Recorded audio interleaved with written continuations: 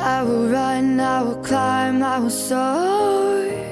I'm undefeated. Oh, jumping out of my skin, pull the. छोटे कपड़ों वाली बीवी। अजित एक छोटे कस्बे में रहने वाला सीधा सादा लड़का था। उसकी शादी दिल्ली की रहने वाली सौम्या के साथ हो गई। सौम्या बहुत ही फैशनेबल लड़की थी।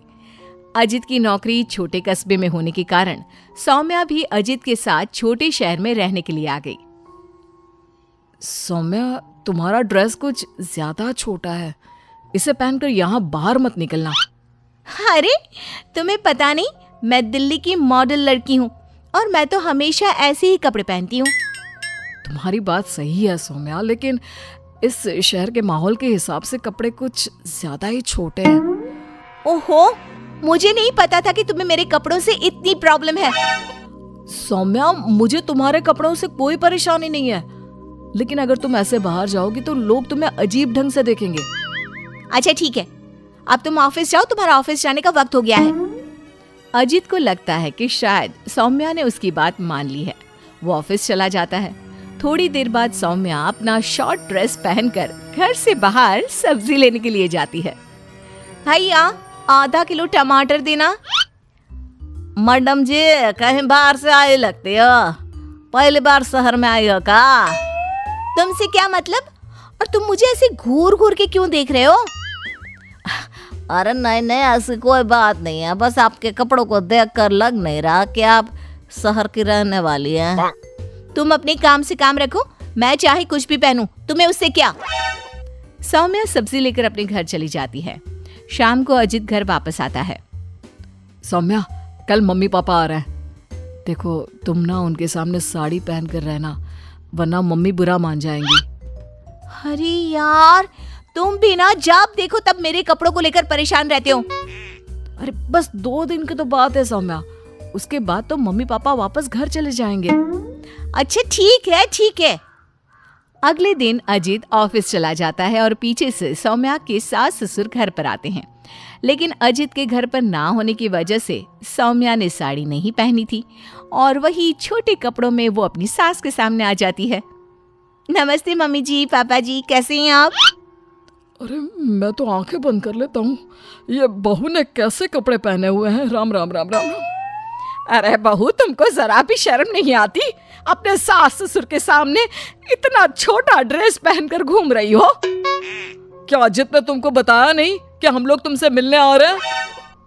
बताया तो था, लेकिन वो क्या है ना मम्मी जी, पापा जी, मुझे तो ऐसे ही कपड़े पहनने की आदत है। जरा मेरे साथ चल, मैं तुझे सिखाती हूँ कैसे कपड़े पहनते हैं। सौम्या की सास सौम्या का हाथ पकड़कर उसे कमरे में ले जाती है और उसकी शॉर्ट ड्रेस के ऊपर जबरदस्ती साड़ी पहना देती है। साड़ी पहनने के बाद सौम्या जैसे ही घर का काम करना शुरू करती है, बार बार जमीन पर गिर पड़ती है। हे भगवान, ये क्या मुसीबत है? ये 5 मीटर की साड़ी पहनकर काम करना मेरे लिए तो बहुत मुश्किल है। क्यों बहू, अब पता चला ना कैसे कपड़े पहनने चाहिए?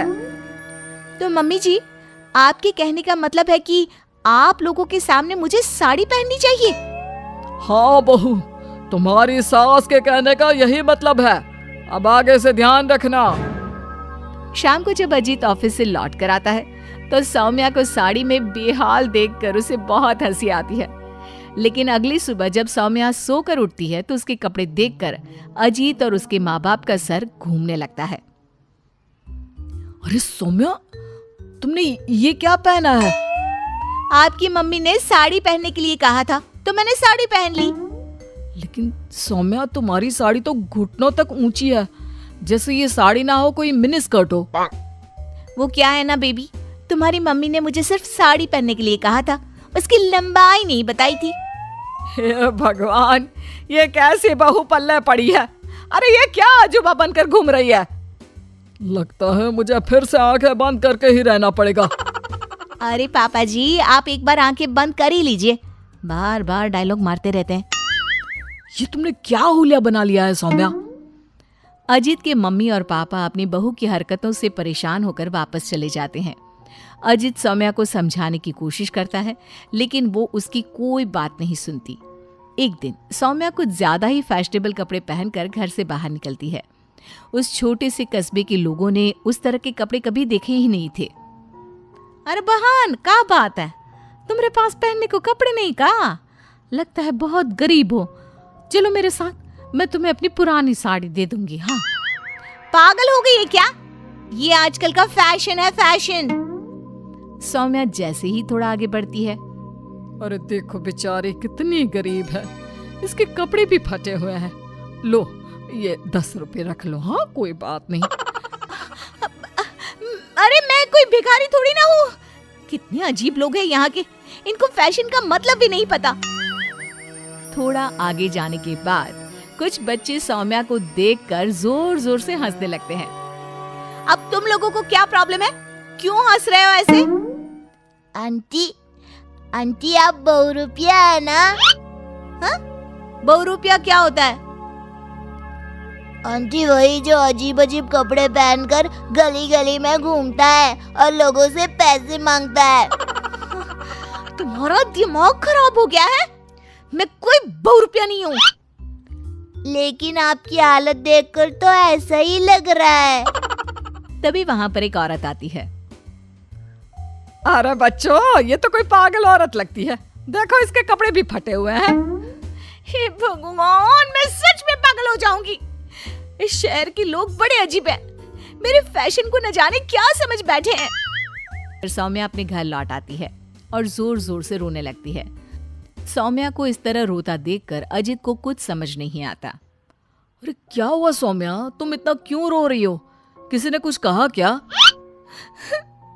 इस शहर के लोग पूरे पागल हैं। मेरे फैशन वाले कपड़ों को देखकर न जाने कैसी कैसी बातें करते हैं। तभी अजीत और सौम्या को घर के दरवाजे पर जोर जोर से खटखटाने की आवाज आती है। बाहर जाकर देखते हैं तो 2-3 औरतें वहां पर खड़ी हुई थी। कौन है आप लोग और क्या हुआ? अरे आपके घर में एक औरत रहती है ना, फटे हुए कपड़े पहनकर घूमती है। हम उसे ले जाने आए हैं। कहाँ ले जाने आए हैं? अरे पागल खाने या फिर महिला सुधार गृह में छोड़ देंगे? लेकिन क्यों? हम उस बेचारी की मदद करना चाहते हैं। उसके पास पहनने को कपड़े नहीं है ना। आप ऐसा नहीं कर सकते। लेकिन क्यों भाई साहब? क्योंकि वो कोई पागल औरत नहीं, मेरी छोटे कपड़ों वाली बीवी है और उसका दिमाग बिल्कुल ठीक है, बस कपड़े थोड़े कम है।